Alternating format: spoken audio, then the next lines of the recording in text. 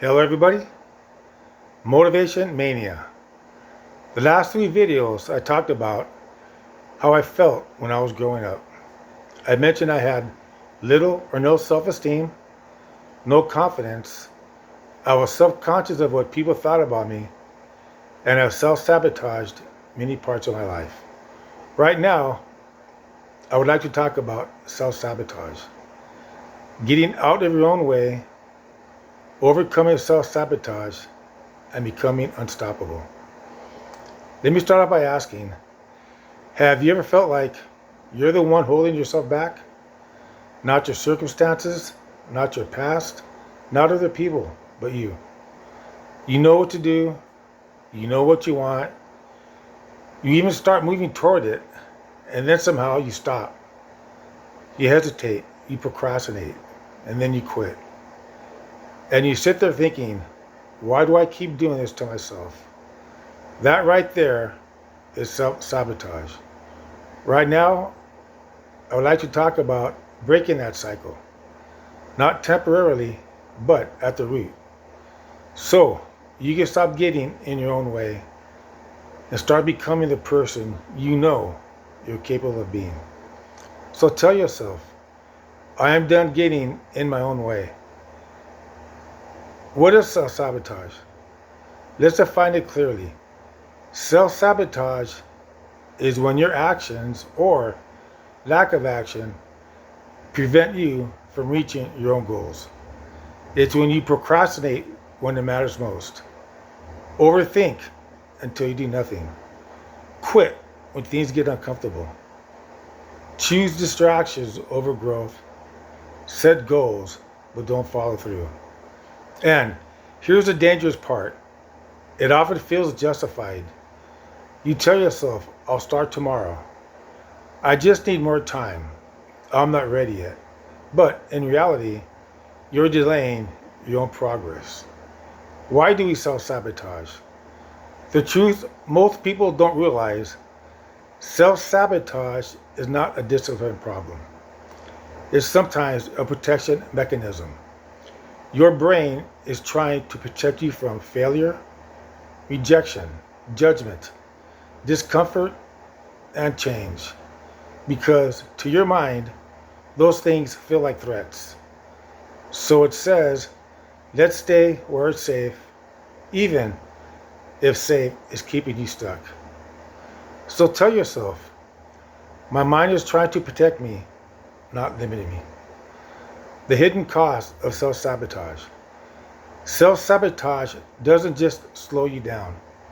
It steals your potential. It keeps you playing small, living below your capability, stuck in cycles, frustrated with yourself. And the worst part, you start to lose trust in yourself. You say you'll do something and you don't. Over time, that creates a dangerous belief. I can't rely on myself. And when you don't trust yourself, everything becomes harder. There was a time in my life where I had goals, big ones. I had vision, I had motivation, but I kept getting in my own way. I would start strong, then fall off. I would plan everything, then do nothing. And I remember thinking, what's wrong with me? Why do I keep stopping myself? And then I realized something powerful. I wasn't lazy, I was afraid. Afraid of failing. Afraid of not being good enough. Lack of self-esteem. No confidence. Afraid of what would happen if I actually succeeded. Subconscious of what people would think about me, and that fear was showing up as self-sabotage. The real root. Let's go deeper. Self-sabotage is rooted in fear, doubt, identity. It's deep down you believe, I'm not the type of person who succeeds.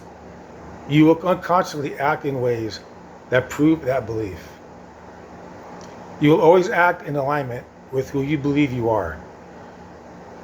Now let's break that cycle. How do you control that? 1. You build awareness. You can't fix what you don't see.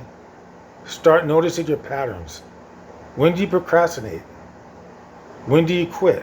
What triggers it? Awareness is the first step to change. 2. Replace perfection with progress. Perfection leads to procrastination. You wait for the perfect time and it never comes.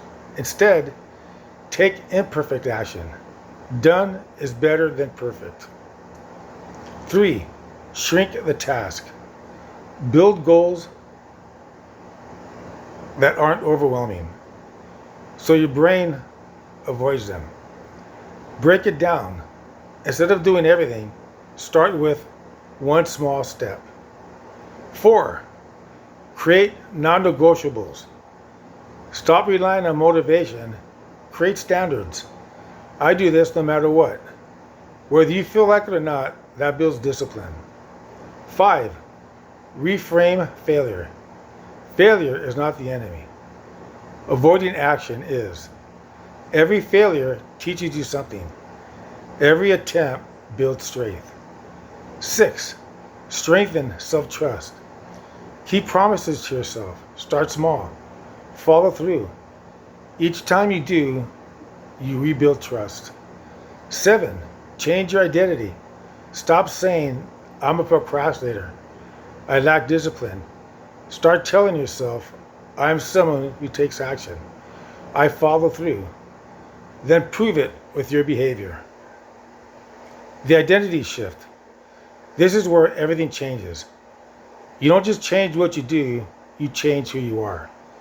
You become the person who shows up, follows through, pushes through discomfort, keeps going.